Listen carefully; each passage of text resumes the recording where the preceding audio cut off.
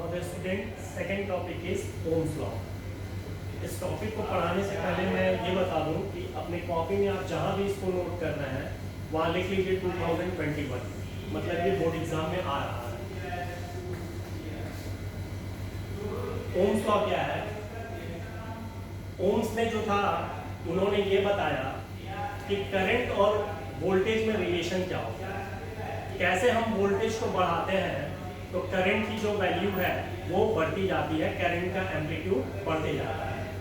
तो ओम्स ने बोला at constant temperature current is directly proportional to the voltage.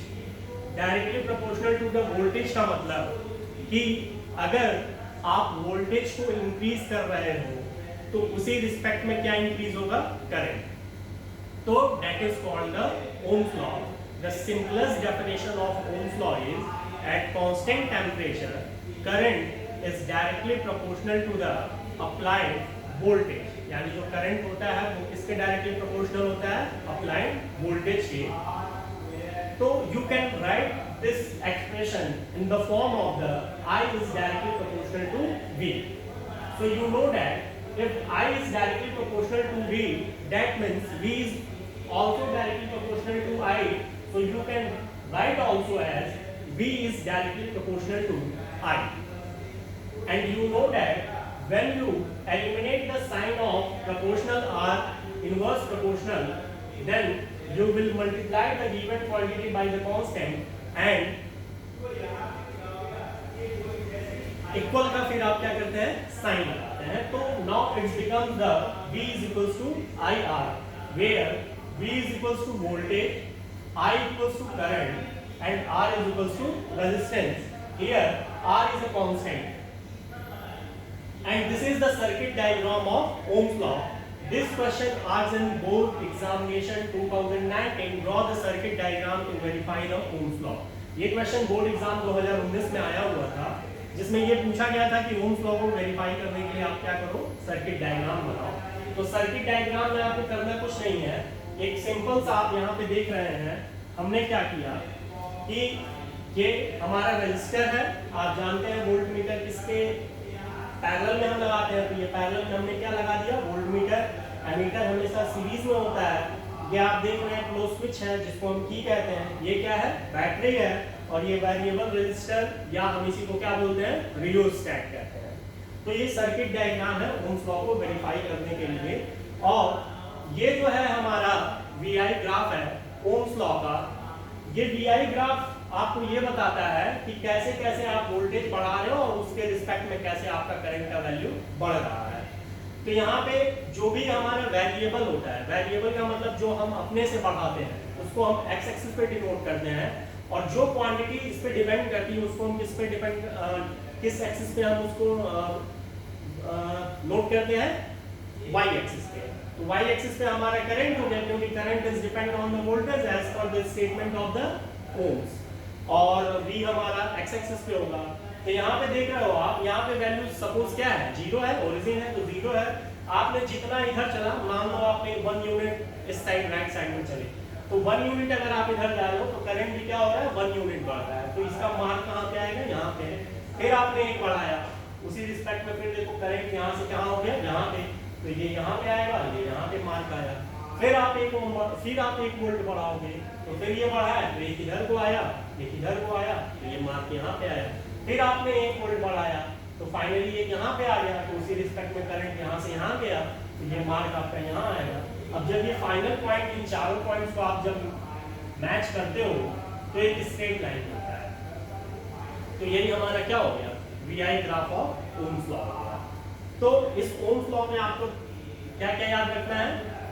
आपको याद रखना है कि at constant temperature current is directly proportional to the applied voltage. इसका एक्सप्रेशन आपको ध्यान में रखना है, ठीक है? इसका सर्किट डायग्राम आपको लर्न कर लेना है एकदम, इसका VI कैरेक्टरिस्टिक्स आपको लर्न कर लेना है। तो ये हो गया हमारा, क्या हो गया? Ohm's law. एक बार फिर मैं बता देता हूँ, ये बहुत इंपॉर्टेंट है बोर्ड एग्जाम के लिए। At constant temperature current is directly proportional to the voltage. Circuit diagram इसका याद रखना है, ये भी एक नंबर में पूछा जाता है, 2019 में पूछा भी गया है। ये इसका सर्किट डायग्राम हो गया। इसका VI ग्राफ भी आपको याद रखना है क्योंकि ये भी एग्जाम में आता है, इसका एक्सप्रेशन भी याद रखना है क्योंकि इस पे हम न्यूमेरिकल भी सॉल्व करने वाले हैं।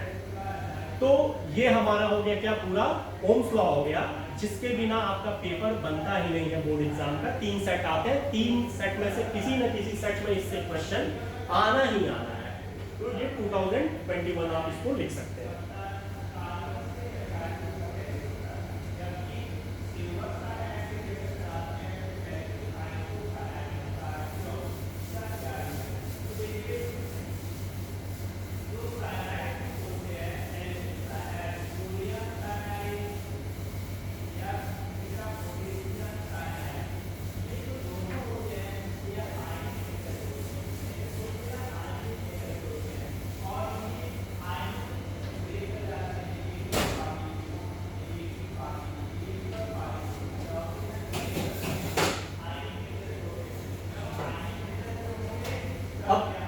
हम अगले टॉपिक पे आते हैं बच्चों। इससे पहले आप ओम्स लॉ में देखे होंगे कि हमने किया क्या था ओम्स लॉ में। हमने वहां पे ओम्स लॉ में जब हमारा V I is directly proportional to V आ रहा था, तो जब हम प्रोपोर्शनल का साइन हटा करके एक कांस्टेंट ला रहे थे, तो वो कांस्टेंट वहां पे क्या था, R था, जिसको हम क्या बोल रहे थे, रेजिस्टेंस बोल रहे थे। तो वो R होता क्या है, उसको अब हम इस टॉपिक में जा रहे हैं समझने। ये भी बहुत इंपॉर्टेंट है। इस टॉपिक से इस बार बोर्ड एग्जाम में, यानी करंट ईयर जो आपका भी चल रहा है 2020 में क्वेश्चन आया था। तो सबसे पहले अब हम जानेंगे कि हमारा रजिस्टर होता क्या है। ठीक है बच्चों, तो रजिस्टर क्या होता है, ठीक है ना। रजिस्टर और एक वर्ड आता है रेजिस्टेंस, दोनों में जमीन आसमान का अंतर है। रजिस्टर और रेजिस्टेंस। रजिस्टर एक डिवाइस है। रजिस्टर क्या है, डिवाइस है। तो रजिस्टर एक डिवाइस है जो करंट के लिए बैरियर का काम करता है। क्या काम करता है, बैरियर का काम करता है। यानी the barrier of current is known as resistor. Simple definition, resistor का सिंपल डेफिनेशन क्या होगा, the barrier of current is known as resistor. अब बात आती है कि रेजिस्टेंस क्या होगा, ठीक है। जैसे अगर आप देखे होंगे कि जब आप कभी भी, मान लीजिए आप रनिंग कर रहे हैं, ठीक है, तो रनिंग करते समय यदि आपको एक पतली सी रस्सी बांध दी जाए आगे, तो उसको आप तोड़ करके आगे निकल जाएंगे। लेकिन अगर एक मोटी सी रस्सी बांध दी जाए आपके सामने, तो उसको आपको तोड़ने में क्या आएगी, कठिनाई आएगी। यानी जो पहला वाला रस्सी था उसका पावर कह लीजिए क्या था, कम था, वो आपका कम अपोज कर पा रहा था। और जो सेकंड वाली मोटी रस्सी थी वो आपका अपोज क्या कर रही है, ज्यादा कर रही है। यानी जो जिस स्ट्रेंथ के साथ आप करंट के लिए बैरियर का काम करते हो, वो ही क्या कहलाता है, रेजिस्टेंस कहलाता है। यानी जो मैग्नीट्यूड होता है, जो वैल्यू होती है, दैट्स कॉल्ड क्या, रेजिस्टेंस। और जो प्रॉपर्टी होती है उस करंट को अपोज करने के लिए, उसको हम क्या कहते हैं, रेजिस्टर कहते हैं। तो बच्चों ये रेजिस्टर का जो फॉर्मूला होता है, आप देखे थे वहां पे ओम्स लॉ में V इक्वल टू क्या आ रहा था, IR। तो V इक्वल टू जब हमारा IR आ रहा था as per the Ohm's law, तो यहां से हमारा यही रेजिस्टर था। तो इस R को अगर हम क्या लिख सकते हैं, V अपॉन I। यानी resistor R is equal to क्या होता है, V अपॉन I। V क्या होता है हमारा वोल्टेज, I क्या होता है हमारा करंट, और R क्या है हमारा रेजिस्टर। अब बच्चों बात आती है कि इसकी SI यूनिट क्या होती है। तो इसकी जो SI यूनिट होती है बच्चों, वो क्या होती है, ओम होती है। और इसका सिंबल क्या होता है, ऐसे C बनाते हैं ना, तो C को क्या कर देंगे, वर्टिकल कर देंगे, तो वो आपका क्या आ जाएगा, ओम। अच्छा, ओम क्यों इसका SI यूनिट पड़ा, क्योंकि इसको किसने दिया था, ओम्स लॉ से ये आया था, इसलिए इसकी SI यूनिट क्या पड़ गई, ओम पड़ गई। इसका सिंबल क्या होता है, इस तरह का। इसको फिजिक्स की लैंग्वेज में ओमेगा कहते हैं। इस साइन को हम क्या कहते हैं, ओमेगा कहते हैं, ठीक है। तो इसकी SI यूनिट क्या होगी बच्चों, ओमेगा, यानी कि ओम। अब हम पढ़ने जा रहे हैं कि 1 ओम हमारा होता क्या है, 1 ओम का डेफिनेशन क्या होता है, ठीक है ना। तो देखो बच्चों, we know that R is equals to V upon I। तो if V is equals to 1 volt and I is equals to क्या, 1 एम्पियर, तो R इज इक्वल टू 1/1, यानी R इक्वल टू क्या आ गया आपका 1। तो देखो ये 1 कैसे आया है, जब आप रजिस्टर के फॉर्मूले में क्या किए हैं, V की वैल्यू क्या कर दी है 1 और I की भी वैल्यू क्या कर दी है, देखिए आप 1 1 कर दी है। पीछे भी हम ऐसे ही पढ़ते आए, 1 का डेफिनेशन फॉर्मूला रखा, जो भी वैल्यू थी उसको 1 1 किया तो हमारा आ जाएगा 1। तो आप देख रहे हैं कि if we applied the 1 volt across the conductor and the current flow in conductor is 1 ampere, then this is called क्या 1 ohm। यानी if we applied the 1 volt across the conductor, then the current flow in conductor is 1 ampere, this is called 1 ohm of resistance। इसी को हम क्या कहते हैं 1 ohm resistance कहते हैं। बात समझ में आए?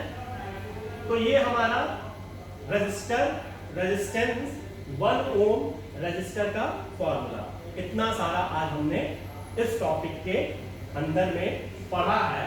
और यहाँ से हमारा पूछता क्या है, इसका एसआई यूनिट बोर्ड एग्जाम में आता है, ठीक है ना, 1 नंबर में मल्टीपल चॉइस क्वेश्चन में पूछ लेता है।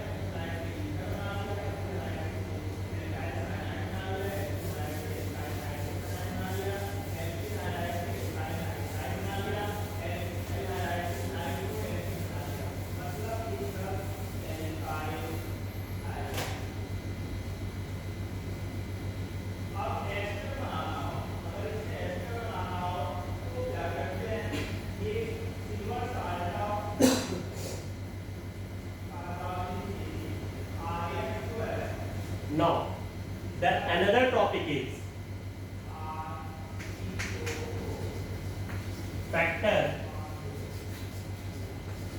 affecting resistance। इस टॉपिक का मतलब आपको समझ में आ रहा है? फैक्टर अफेक्टिंग रेजिस्टेंस, यानी ऐसे कौन कौन से फैक्टर हैं जो रेजिस्टेंस को अफेक्ट कर सकते हैं, उसको प्रभावित कर सकते हैं, बदल सकते हैं। तो ये भी आप लिख लीजिए 2021, क्योंकि ये भी आपके बोर्ड एग्जाम में इस साल नहीं आया था, 2019 में आया था, मतलब कि ये 2021 में आने वाला है। तो इसमें भी आप अपने कॉपी में लिख लीजिए 2021, क्योंकि ये इसके बिना ये 21 में इसको आना ही आता है। तो इसमें हम पढ़ेंगे कि रेजिस्टेंस को कौन कौन से कारक जो है प्रभावित कर सकते हैं, which factor affect the resistance of conductor. अगर आपके पास एक कंडक्टर है तो उसके रेजिस्टेंस को हम कैसे कैसे बदल सकते हैं। तो बहुत आसान टॉपिक है, बहुत इसमें हमें पैनिक नहीं होता है। पहला जो फैक्टर है बच्चों वो लेंथ है। क्या है? लेंथ है। यदि आप किसी वायर का लेंथ बढ़ाओगे तो उसका रेजिस्टेंस क्या होगा? इंक्रीज होगा। और जब आप किसी वायर का लेंथ कम करोगे तो उसका जो रेजिस्टेंस है वो क्या होगा? कम होगा।